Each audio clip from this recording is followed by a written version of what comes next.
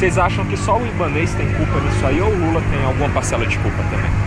Como assim o Lula tem parcela de culpa? Ele entrou no governo agora, né?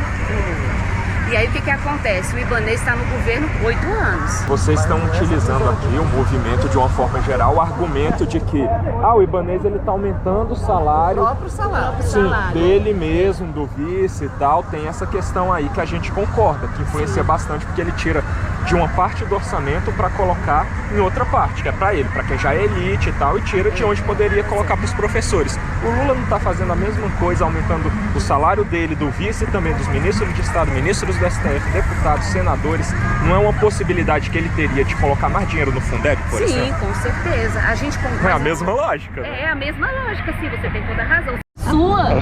Pronto! Aí sim, Pô, fala eu sério. não fui à entrevista, mas a entrevista veio a mim. Exatamente, eu te conheço aqui, ó. Show, pois é, eu tô aqui pra fazer isso mesmo. Pois é. Você viu que eu fiz toda a cobrança que precisou ser feita ali, sim. tanto com um lado, chegou a vez do outro Chegou agora. a vez do outro e tem que Hoje cobrar. A gente tem, por exemplo, uma causa importante aqui que o pessoal tá lutando, que é o aumento salarial e tal, né?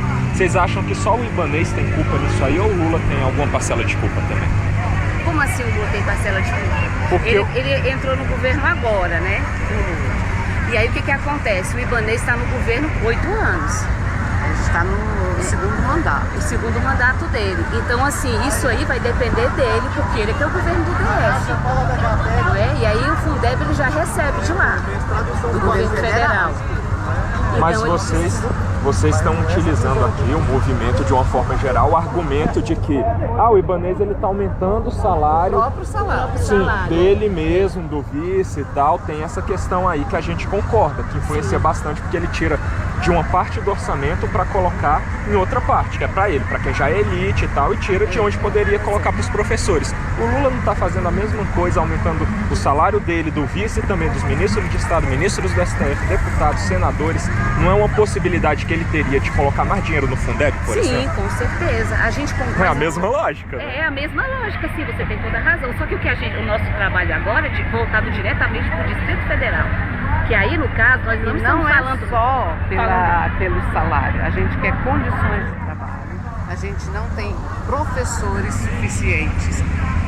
Tem vários concursos que são feitos e nunca são chamados os concursados.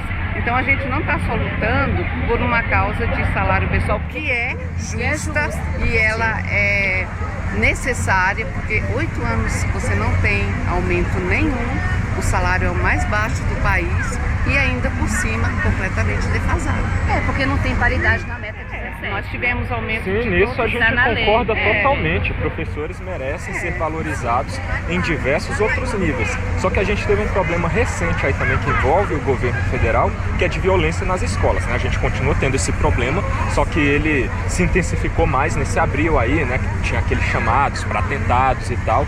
Não sei se vocês viram, mas o governo federal, ele destinou uma parcela ali considerável do orçamento para isso, só que ele destinou muito mais em orçamento ali, em liberação de orçamento para aprovação do PL da censura lá no Congresso. Vocês acham que tá legal essa paridade aí na cabeça do governo federal de quanto se destinar para educação, para as escolas, para a proteção dos nossos alunos e quanto se destinar, por exemplo, para deputados e senadores? Ele destina muito mais para essa galera. O que acontece com o Congresso hoje, né? Vocês sabem muito bem, né? O Congresso não é homogêneo, o Congresso é preciso que você consiga uma conversa, que você consiga consenso, que é uma coisa que é muito difícil. Mas não comprando eles, né? Como o Lula tá fazendo, como o Bolsonaro fez, como o Lula fez lá atrás também, deu no mensalão. Mas aí, tá fazendo de novo. Como sempre houve, você quer dizer, porque o mensalão, ele vem bem antes no governo do FHC, então sempre foi, todos é são assim culpados. que funciona. Todos são, né? Então, Quem tá assim, lá, né? você entra lá e você precisa dar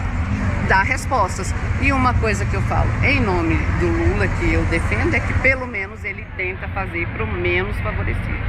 Seja lá de que modo for. Você viu que ele disse que aumentaria o salário mínimo de uma forma relevante. Você viu isso aí? Sim. Então, R$18 que ele aumentou, né? Mas ele aumentou o salário dessa galera que a gente acabou de falar em R$7 mil. Mas não foi ele que aumentou, né? Ele sancionou. É a mesma coisa do Ibanez aqui. Não foi ele que aumentou, então. Foi a Câmara Legislativa. Então a o gente Ibanez tem que sancionou. lutar para isso. Para que isso se resolva ou que volte para o nosso lado. Mas ele não está indo mal no sentido de favorecer o pobre, por exemplo, a partir do momento que ele tem uma escolha consciente de que é de aumentar o salário da elite ou o salário de quem é pobre. Aí ele escolhe destinar a maior parcela do orçamento para aumentar o salário da elite já. Os caras ganhavam 39 mil, agora ganham 46.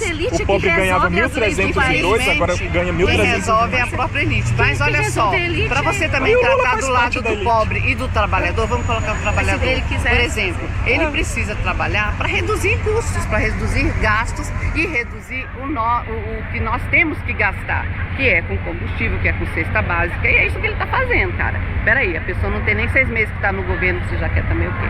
Ah, mas eu concordo com você que a gente tem então, totalmente, a gente tem que diminuir gastos. Vamos falar com essa, Você viu que ele viajou e ficou numa diária lá no hotel de luxo, cuja diária é 37 mil reais?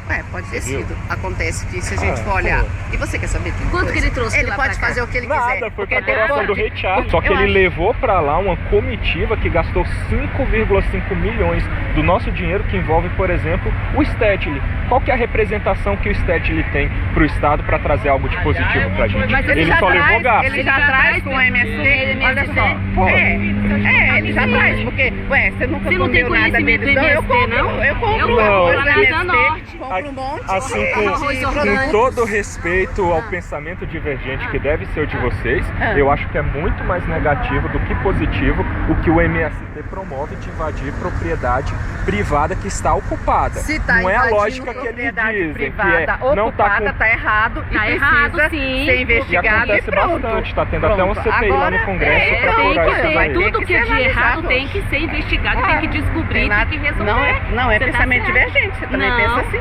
A gente pensa da mesma forma. É porque vocês disseram, no sentido assim, de que o MST é mais positivo, pra mim ele é muito mais negativo. Não tô dizendo que ele não faz nada, mas ele é mais negativo. Mas você pesquisa mais em relação ao MST, o trabalho que ele desenvolve, o trabalho lá em São Paulo, tem aquelas feiras enormes, tem um trabalho e eu tenho toda a segurança de me alimentar. Nem tudo que um movimento que está mais no negativo do que no positivo faz é ruim. Alguma coisa de boa ele deve fazer, a gente concorda nisso, deve ter alguma coisa boa lá.